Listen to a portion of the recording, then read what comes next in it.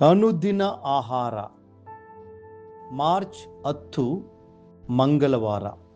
ನಿಮ್ಮ ವೈರಿಗಳನ್ನು ಪ್ರೀತಿಸಿರಿ. ಮತ್ತಾಯನು ಬರೆದ ಸುವಾರ್ತೆ 5ನೇ ಅಧ್ಯಾಯ 44ನೇ ವಚನ. ನಿಮ್ಮ ವೈರಿಗಳನ್ನು ಪ್ರೀತಿಸಿರಿ. ನಮ್ಮನ್ನು ಪ್ರೀತಿಸುವವರನ್ನು ಹಾಗೂ ಸಹಾಯ ಮಾಡುವವರನ್ನು, ನಮ್ಮನ್ನು ಪ್ರಶಂಸಿಸುವವರನ್ನು ಮತ್ತು ಉತ್ತೇಜನಪಡಿಸುವವರನ್ನು ಪ್ರೀತಿಸುವುದು ತುಂಬ ಸುಲಭ. ಆದರೆ ನಮ್ಮನ್ನು ದ್ವೇಷಿಸುವವರನ್ನು, ಕೇಡು ಮಾಡುವವರು ಹಾಗೂ ನಾಶ ಮಾಡುವವರನ್ನು ಪ್ರೀತಿಸುವುದು ನಿಜಕ್ಕೂ ಕಷ್ಟಕರವಾದ ಕೆಲಸವಾಗಿದೆ.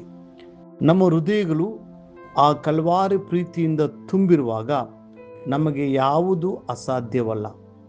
ನೀವು ಮೊದಲು ವೈರಿಗಳಾಗಿದ್ದಿರಿ, ಯೇಸುವನ್ನು ಹುಡುಕಿರಲಿಲ್ಲ. ನೀವು ಪಾಪಿಗಳು, ಧರ್ಮಶಾಸ್ತ್ರವನ್ನು ಮುರಿಯುವವರು, ಇಸ್ರೇಲಿನಲ್ಲಿ ಪರದೇಶಿಗಳಾಗಿ ಇದ್ದರೂ ಸಹ ದೇವರು ನಮ್ಮ ಮೇಲೆ ಶ್ರೇಷ್ಠವಾದ ಪ್ರೀತಿಯನ್ನು ತೋರಿಸಲಿಲ್ಲವೇ? ಪಾಪಗಳನ್ನು ಕ್ಷಮಿಸಲಿಲ್ಲವೇ? ಆತನ ಮಕ್ಕಳಾಗಿ ಸ್ವೀಕರಿಸಲಿಲ್ಲವೇ? ಅದೇ ಪ್ರೀತಿಯಿಂದ ನಾವು ನಮ್ಮ ವೈರಿಗಳನ್ನು ಪ್ರೀತಿಸಬೇಕು. ವೈರಿಗಳನ್ನು ಪ್ರೀತಿಸುವ ವಿಷಯದಲ್ಲಿ ಯೇಸು ಕ್ರಿಸ್ತನು ನಮಗೆ ಉತ್ತಮವಾದ ಮಾದರಿಯಾಗಿದ್ದಾನೆ. ವೈರಿಗಳು ಆತನನ್ನು ಶಿಲುಬೆಗೆ ಹಾಕಿದರು, ಆತನ ಶರೀರವನ್ನು ಜಜ್ಜಿದರು. ಯೇಸು ಅವರನ್ನು ಪ್ರೀತಿಸಿ ಅವರಿಗಾಗಿ ಹೀಗೆ ಪ್ರಾರ್ಥಿಸಿದನು: ಓ ತಂದೆಯೇ, ಅವರಿಗೆ ಕ್ಷಮಿಸು, ತಾವು ಏನು ಮಾಡುತ್ತಿದ್ದೇವೆ ಎಂಬುದನ್ನು ಅರಿಯರು. ಲೂಕ 23:34ನೇ ವಚನ. ಇದು ವೈರಿಗಳಿಗಾಗಿ ತೋರಿಸುವ ನಿಜವಾದ ಪ್ರೀತಿ ಆಗಿದೆ. ಯೇಸು ಕ್ರಿಸ್ತನು ನಮಗೆ ಸ್ಪಷ್ಟವಾಗಿ ಕಲಿಸಿದ್ದೇನೆಂದರೆ, ನಿಮ್ಮ ವೈರಿಗಳನ್ನು ಪ್ರೀತಿಸಿರಿ, ನಿಮ್ಮನ್ನು ಹಿಂಸೆಪಡಿಸುವವರಿಗೋಸ್ಕರ ದೇವರನ್ನು ಪ್ರಾರ್ಥಿಸಿರಿ. ಮತ್ತಾಯ 5ನೇ ಅಧ್ಯಾಯ 44ನೇ ವಚನ. ಹಳೆಯ ಒಡಂಬಡಿಕೆಯಲ್ಲಿಯೂ ದೇವರು ವೈರಿಗಳನ್ನು ಪ್ರೀತಿಸಬೇಕೆಂಬ ಆಜ್ಞೆಯನ್ನು ಇಸ್ರಾಯೇಲರಿಗೆ ನೀಡಿದನು. ನಿನ್ನ ವೈರಿಯು ಎತ್ತಾಗಲಿ ಕತ್ತೆಯಾಗಲಿ ತಪ್ಪಿಸಿಕೊಂಡು ಹೋಗಿರಲಾಗಿ, ಅದು ನಿನಗೆ ಸಿಕ್ಕಿದರೆ ಅದನ್ನು ಅವನ ಬಳಿಗೆ ಹೊಡುಕೊಂಡು ಹೋಗಿ ಒಪ್ಪಿಸಬೇಕು.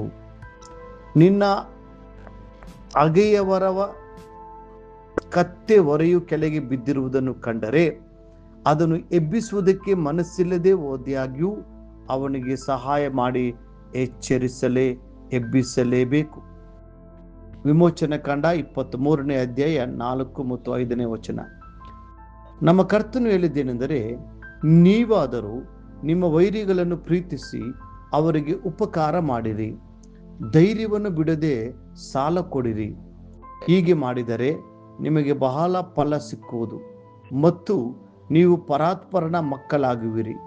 ಆತನಂತೂ ಉಪಕಾರ ನೆನೆಸಿದವರಿಗೂ ಕೆಟ್ಟವರಿಗೂ ಉಪಕಾರಿಯಾಗಿದ್ದಾನೆ.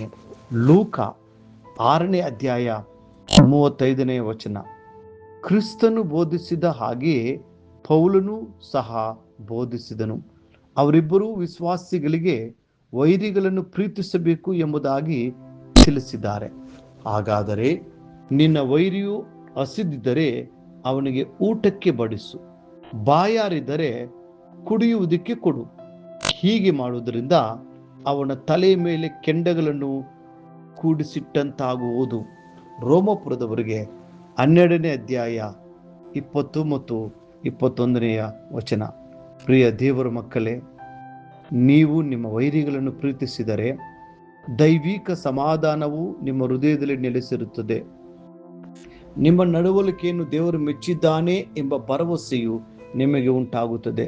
ಅದು ಮಾತ್ರವೇ ಅಲ್ಲದೆ ಒಂದು ದಿನ ನೀವು ಆ ವೈರಿಯನ್ನು ಗೆಲ್ಲುವಿರಿ. ಮುಂದಿನ ಅಧ್ಯಯನಕ್ಕಾಗಿ ದೇವರ ವಾಕ್ಯ. ನಿನ್ನ ಶತ್ರುವು ಬಿದ್ದರೆ ಹಿಗ್ಗಬೇಡ, ಎಡವಿದರೆ ನಿನ್ನ ಹೃದಯವು ಹರ್ಷಿಸದಿರಲಿ. ಜ್ಞಾನೋಕ್ತಿಗಳು 24:17ನೇ ವಚನ. ಈ ದಿನ ಓದುವ ದೇವರ ವಾಕ್ಯ: ಮುಂಜಾನೆ ಧರ್ಮೋಪದೇಶ ಕಂಡ 11, 12, 13 ಅಧ್ಯಾಯಗಳು. ಸಂಜೆ ಮಾರ್ಕನು ಬರೆದ ಸುವಾರ್ತೆ 12ನೇ ಅಧ್ಯಾಯ 1-27. ಕರ್ತನು ನಿಮ್ಮನ್ನು ಆಶೀರ್ವದಿಸಲಿ.